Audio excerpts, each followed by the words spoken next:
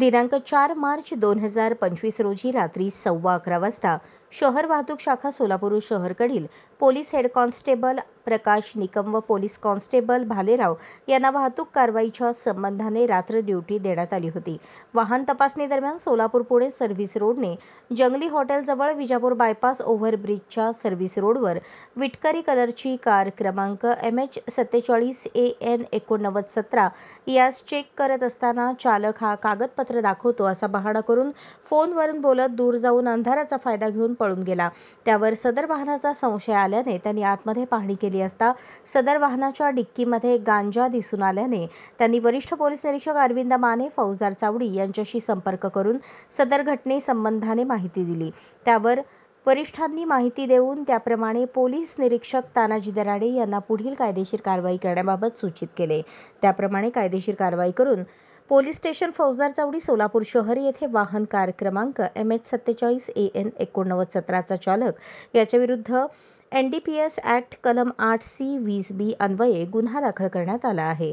सदर कारवाईमध्ये एकूण 48 किलो गांजा ज्याची किंमत अंदाजे 8,64,000 रुपये तसेच वाहन कार क्रमांक MH47AN 8917 ज्याची किंमत अंदाजे 6 लाख रुपये असा एकूण 14,64,000चा मुद्देमाल जप्त करण्यात आला आहे। सदर गांजा हा कोठून आणला, कोठे घेऊन जात होता, सदर गाडी कोणाची आहे याबाबतचा तपास सुरू आहे। सदरची कारवाई पोलीस आयुक्त M राजकुमार, पोलीस उपायुक्त परिमंडळ विजय कबाडे, सहाय्यक पोलीस आयुक्त विभाग 1 प्रताप पोमण यांच्या मार्गदर्शनाखाली वरिष्ठ पोलीस निरीक्षक अरविंद माने, पोलीस निरीक्षक तानाजी दराडे, सहाय्यक पोलीस निरीक्षक शंकर धायगुडे, सहाय्यक पोलीस निरीक्षक रोहन खंडागळे, पोलीस हवालदार Pravin Chunge, police constable Krishna Badure, police constable Dattatray Kolwale, police constable Nitin Jadhav यांनी ही कामगिरी केली। सदर गुन्ह्याचा पुढील तपास पोलीस निरीक्षक तानाजी दराडे करत आहेत। भारताचे परराष्ट्र मंत्री S जयशंकर सध्या लंडनमध्ये आहेत। येथे त्यांनी चॅथम हाऊस थिंक टँकमध्ये एका कार्यक्रमात भाग घेतला। या कार्यक्रमानंतर जयशंकर आपल्या कारकडे निघाले असता तिथे आधीच उपस्थित असणाऱ्या खलिस्तानी आंदोलकांनी त्यांना पाहून जोरदार घोषणाबाजी सुरू केली। या घटनेचा व्हिडिओ सोशल मीडियावर वेगाने व्हायरल होत आहे। परराष्ट्र मंत्री जयशंकर हे ब्रिटन आणि आयर्लंडच्या 6 दिवसांच्या दौऱ्यावर आहेत। या दरम्यान लंडन येथील एका कार्यक्रमात जयशंकर सहभागी झाले होते। भारताचा उदय आणि जगातील भूमिका या विषयावर चर्चासत्र आयोजित करण्यात आले होते। या दरम्यान त्यांनी काश्मीर, रेसिप्रोकल टॅरिफ आणि अमेरिकेचे राष्ट्रपती डोनाल्ड ट्रम्प यांच्या धोरणावर थेट भूमिका मांडली। या कार्यक्रमानंतर जयशंकर इमारतीतून बाहेर पडले। यावेळी बाहेर खलिस्तानी समर्थक आधीच उपस्थित होते। त्यांच्याकडून जोरदार घोषणाबाजी सुरू होती। जयशंकर आपल्या कारच्या दिशेने निघताच एका आंदोलकाने पळत जाऊन त्यांच्या कारचा रस्ता अडवला। त्यानंतर तिथे उपस्थित असणाऱ्या सुरक्षा रक्षकांनी या व्यक्तीला तिथून बाजूला केले। या घटनेनंतर मोठी खळबळ उडाली। इतकी सुरक्षा व्यवस्था असताना आंदोलकाने जयशंकर यांची कार अडवण्याचा प्रयत्न केला तरी कसा, असा प्रश्न उपस्थित होत आहे। सोन्याच्या तस्करी प्रकरणी महसूल गुप्तचर संचालनालयाच्या पथकाने कन्नड अभिनेत्री रान्या रावला केंपेगौडा आंतरराष्ट्रीय विमानतळावर अटक केली। रान्या दुबईहून बेंगळुरूला आली होती। तिच्याकडे 14 किलो सोन्याचे बार सापडले असून तिने ते कपड्यांमध्ये लपवले होते। त्याशिवाय तिच्याकडे 800 ग्रॅम वजनाचे सोन्याचे दागिनेही सापडले। मंगळवारी संध्याकाळी तिला न्यायालयात हजर करण्यात आले। यावेळी तिला 14 दिवसांची न्यायालयीन कोठडी सुनावण्यात आली। तपास अधिकाऱ्यांना संशय आहे की ती बेंगळुरू विमानतळावरून सक्रियपणे कार्यरत असलेल्या सोन्याच्या तस्करी टोळीचा भाग आहे।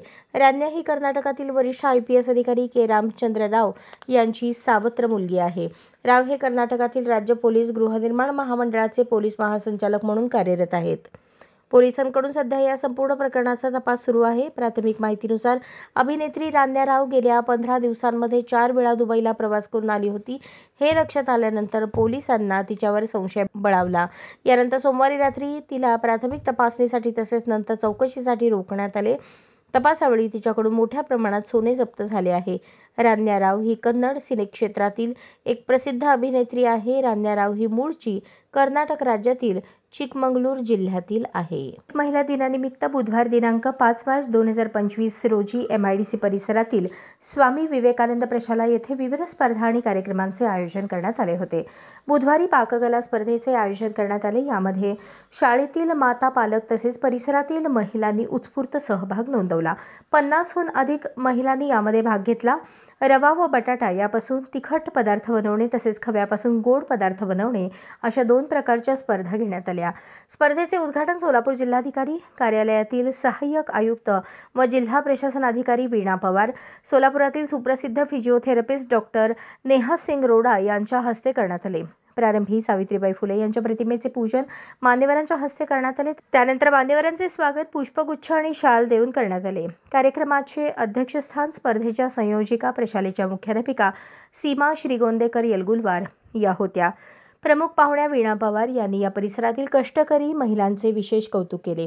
तसेच कष्टकरी महिलांचे स्थान समाजामध्ये सर्वश्रेष्ठ असल्याचेही त्यांनी सांगितले। कामातून वेळ काढून अशा स्पर्धांमध्ये सहभागी झाल्यामुळे त्यांनी अभिनंदन केले आणि शुभेच्छा दिल्या। प्रमुख पाहुण्या डॉक्टर नेहा सिंग रोडा यांनी महिलांनी दैनंदिन जीवनात आपल्या आहाराकडे लक्ष द्यावे तसेच दररोज काही सोपे परंतु लाभदायक व्यायाम देखील करावयास सांगितले। अध्यक्षीय भाषणात सीमा श्रीगोंदेकर येलगुलवार यांनी महिलांना कौटुंबिक कामकाजाबरोबर इतर सामाजिक उपक्रमांमध्ये भाग घेण्यासाठी प्रोत्साहन दिले तसेच आपल्या आरोग्याकडेही लक्ष देण्यास सांगितले। या स्पर्धेत रवा बटाट्यापासून तिखट पदार्थ या स्पर्धेतील विजेते प्रथम क्रमांक स्मिता शहाणे, द्वितीय क्रमांक सुमन माणेकरी, तृतीय विजयलक्ष्मी हंडलगी, उत्तेजनार्थ विजयलक्ष्मी नागठण, खव्यापासून गोड पदार्थ बनवणे या स्पर्धेतील विजेते प्रथम शबाना शेख, द्वितीय दीपाली बंगरगी, तृतीय लक्ष्मी कल्याणम, उत्तेजनार्थ राधा राजखडे या सर्व विजेत्या स्पर्धकांना 4000, 3000, 1500 आणि 500 अशी अनुक्रमे प्रथम, द्वितीय, तृतीय व उत्तेजनार्थ बक्षिसे देण्यात आली। कार्यक्रमाचे प्रास्ताविक सुभाष माने यांनी केले। परीक्षक म्हणून प्राध्यापिका अर्चना अडसूळ यांनी काम पाहिले। सूत्रसंचालन वैशाली शहापुरे यांनी केले। आभार मानसी निलंगीकर यांनी मानले। यावेळी स्वामी विवेकानंद शिशु व प्राथमिक शाळेच्या मुख्याध्यापिका सौ सविता वनमाने आणि परिसरातील महिला वर्ग व शिक्षक वृंद उपस्थित होते।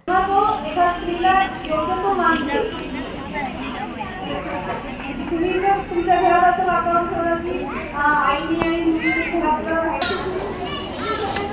त्यामध्ये शिकायला चालू ठेवलं कोणती जिद्द आपण ठेवायची।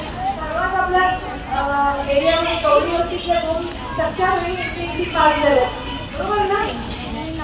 आधी पत्राच्या खोलीत आपल्यासारखे सामान्य पत्राच्या खोलीत राहण्या आले आणि त्यांनी आपल्याला आपल्या जीवनाला नियोजित करत असतात आणि सर्व महिला पालकांना आपल्या शाळेत बोलवायचं एकच आपला उद्देश असतो की त्यांना सांगायचे सगळेजण आनंदी आहेत ना, सगळेजण आहात ना, सगळेजण खुश आहेत ना।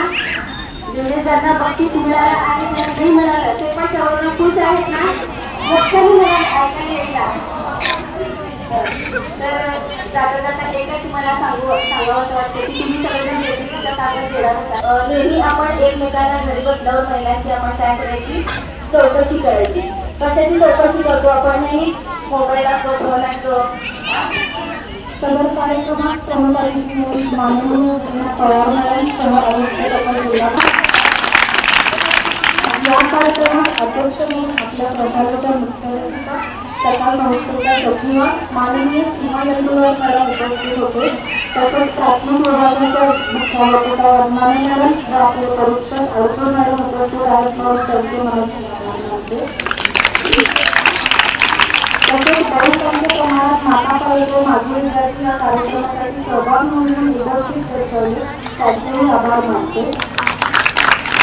सर्व शिक्षक व शिक्षकेतर कर्मचाऱ्यांचे सहकार्य लाभले त्यांचेही आभार व तुम्ही सर्व विद्यार्थी शांत राहून कार्यक्रमाची शोभा वाढवली म्हणून तुमचेही आभार। आपले सहकार्याने कार्यक्रम संपला असे झाले। भारत देशात अवैध मार्गाने घुसखोरी करून बनावट आधार कार्ड बनवून सोलापूर शहरात वास्तव्य करत असलेल्या 12 बांगलादेशींना MIDC पोलीस ठाण्याच्या कर्मचाऱ्यांनी ताब्यात घेतले आहे। श्री जगदंबा महिला रेडीमेड ड्रेसेस विविध उत्पादन सहकारी औद्योगिक संस्था मर्यादित सोलापूर, अंध व अपंग कार्यरत असणारी सहकारी औद्योगिक संस्था, प्लॉट नंबर 20/2E, RT चौक, MIDC सोलापूर या ठिकाणी 5 मार्च रोजी हे बांगलादेशी पोलिसांना मिळून आले।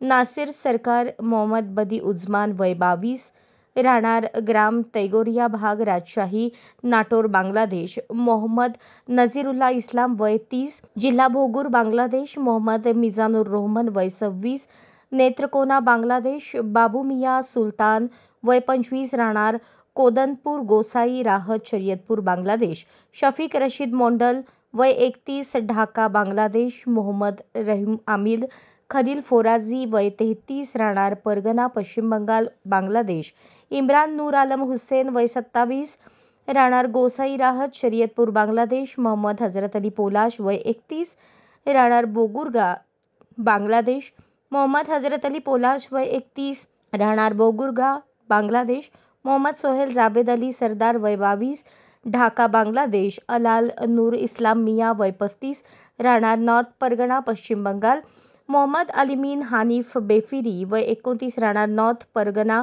पश्चिम बंगाल बांगलादेश अशी पोलिसांनी ताब्यात घेतलेल्या इसमांची नावे आहेत. पोलिसांना मिळालेल्या माहितीनुसार भारत देशात कोणत्याही प्रकारच्या वैध प्रवासी परवाना, कागदपत्रांशिवाय तसेच भारत-बांगलादेश सीमेवरील नोंदणी अधिकारी यांच्या लेखी परवानगीशिवाय अवैध मार्गाने घुसखोरी करून भारत देशात प्रवेश करून बनावट भारतीय आधार कार्ड बनवून ते सोबत बाळगून सोलापूर शहरात वास्तव्य करत असताना मिळून आले म्हणून वरील आरोपितांविरुद्ध कायदेशीर फिर्याद दाखल झाली आहे. या बांगलादेशी नागरिकांना सोलापुरात श्री जगदंबा औद्योगिक संस्थेमध्ये कुणी वास्तव्यास ठेवले याचा तपास केला जात असून या प्रकरणाचा तपास पोलीस निरीक्षक खोमणे हे करत आहेत. बाईकचा धक्का लागल्याने झालेल्या वादातून एका तरुणाची हत्या करण्यात आल्याची धक्कादायक घटना समोर आली आहे. सौरभ मिश्रा वय 26 असे मृत्यू झालेल्या तरुणाचे नाव आहे. या प्रकरणी आरोपी कौशिक चौहान, त्याचा भाऊ अजय चौहान, वडील अवधेश चौहान, आई सुनीता देवी चौहान आणि मित्र सुनील सोनवणे या 5 आरोपींविरुद्ध गुन्हा दाखल करत तुळींज पोलिसांनी त्यांना अटक केली आहे. अधिक माहितीनुसार नालासोपारा शेरा सर्कल परिसरात राहणारा तरुण सौरभ आणि त्याचे मित्र विवेक गुप्ता याचा वाढदिवस असल्याने मध्यरात्री केक कापून सेलिब्रेशन करणार होते. सचिन शर्मा, विवेक गुप्ता, सोनू खान, सौरभ मिश्रा हे सर्व मित्र त्यांचा एक मित्र नालासोपारा येथील संतोष भवन परिसरात राहत असलेल्या मित्राला बाईकवरून घेण्यासाठी जात होते. मोचीपाडा परिसरात अजय चौहान वय 20, कौशिक चौहान वय 21 यांना सौरभच्या बुलेटचा धक्का लागला, त्यामुळे त्यांच्यात वादावादी झाली. दोघांनी सौरभला मारहाण करण्यास सुरुवात केली. त्यानंतर चौहान याचे आई-वडील, मित्र सुनील सोनवणे त्या ठिकाणी आले. त्यांनी देखील मारहाण करण्यास सुरुवात केली. सौरभ बरोबर असलेल्या मित्रांनी ही वादावादी मारहाण मध्यस्थी करत थांबवली. सौरभ त्याचे मित्र दुचाकीवरून निघून गेले. कौशिक चौहान त्याच्या घरातून लोखंडी सळई घेऊन बाहेर आला आणि त्याने सौरभच्या डोक्यात सळईने वार केला. यात गंभीररित्या जखमी झालेला सौरभ रक्तबंबाळ अवस्थेत खाली कोसळला. डोक्यावर सळईने वार केल्याने गंभीररित्या जखमी झालेला सौरभ याचा आचोळे येथील आयकॉन रुग्णालयात उपचारादरम्यान मृत्यू झाला. या घटनेबाबत पोलीस अधिक तपास करत रश्मिका मंदाना हिने छावा सिनेमात छत्रपती संभाजी महाराज यांच्या पत्नी येसूबाई भोसले यांची भूमिका साकारली आहे. हा चित्रपट प्रेक्षकांच्या पसंतीस उतरत असताना रश्मिका मात्र नव्या वादात सापडली आहे. बंगळुरू आंतरराष्ट्रीय चित्रपट महोत्सवात सहभागी होण्यास तिने नकार दिल्याचा आरोप केला जात आहे.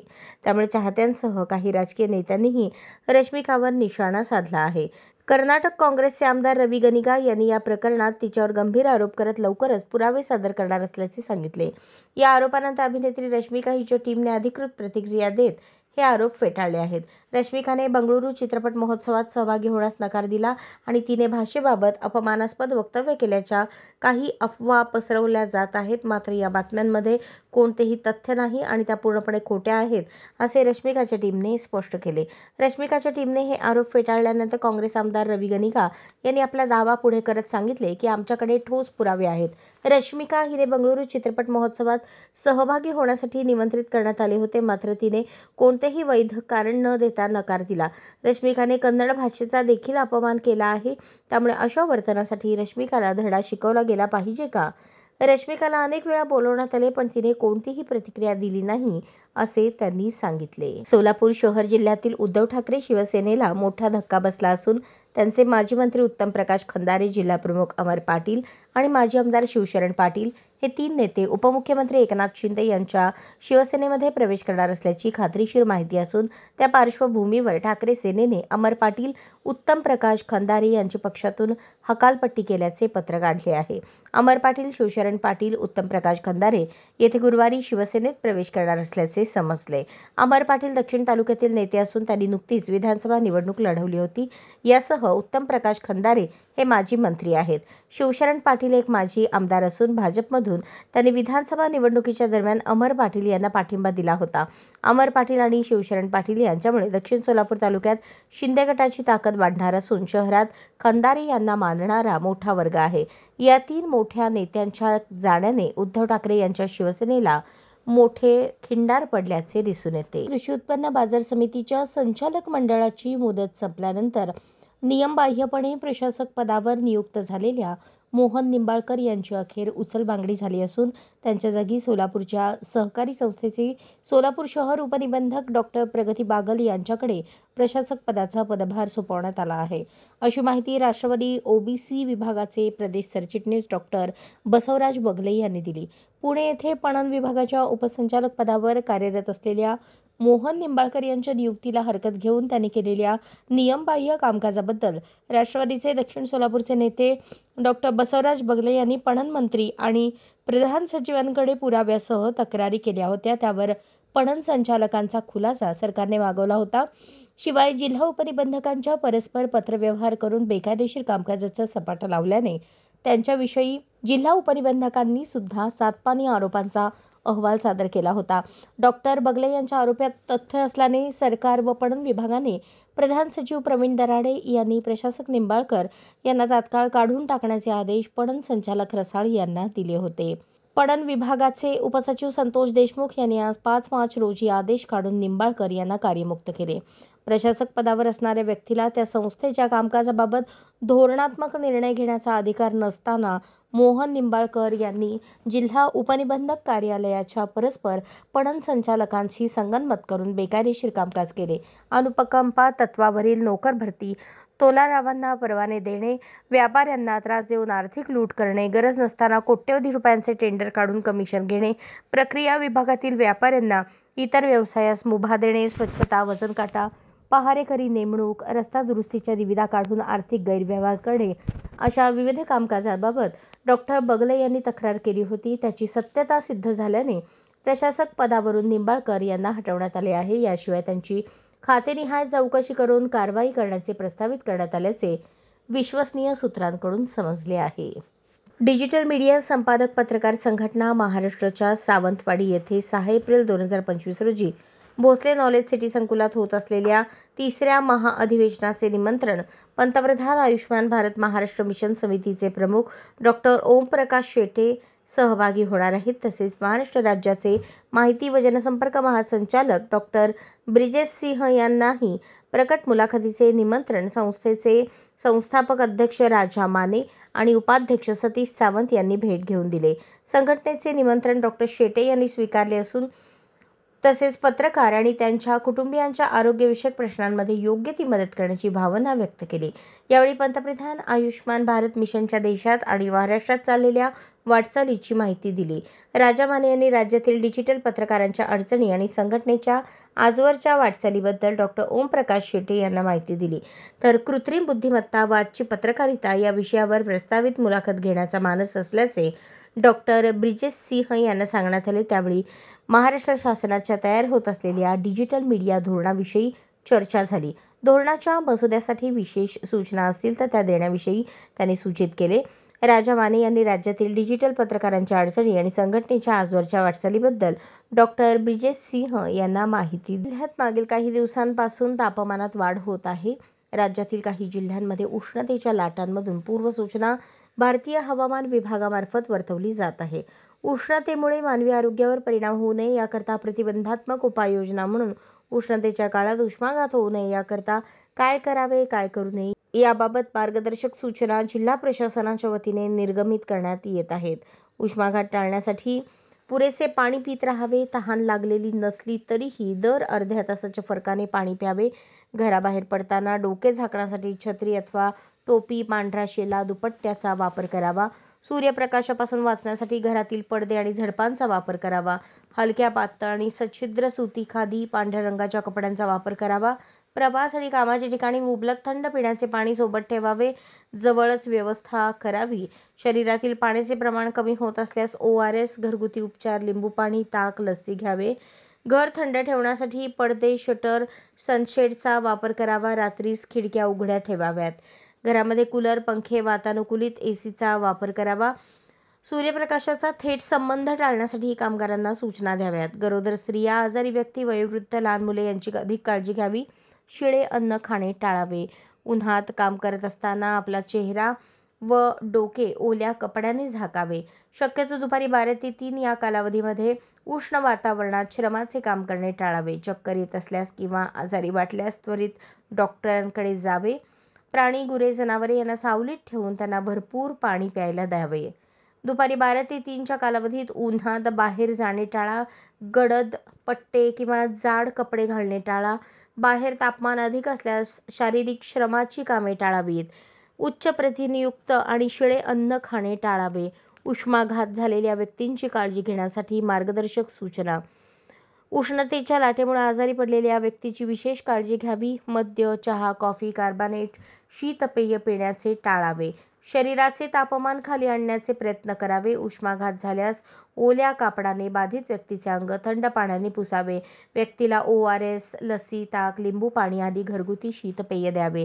उष्माघात बाधित व्यक्तीला ताबडतोब जवळच्या आरोग्य केंद्रात घेऊन जावे. बाधित व्यक्तीला त्वरित हॉस्पिटलमध्ये दाखल करून उपचार सुरू करणे गरजेचे आहे, कारण उष्माघात घातक ठरू शकतो, असे आवाहन जिल्हाधिकारी तथा अध्यक्ष जिल्हा आपत्ती व्यवस्थापन प्राधिकरण यांच्या वतीने करण्यात आले.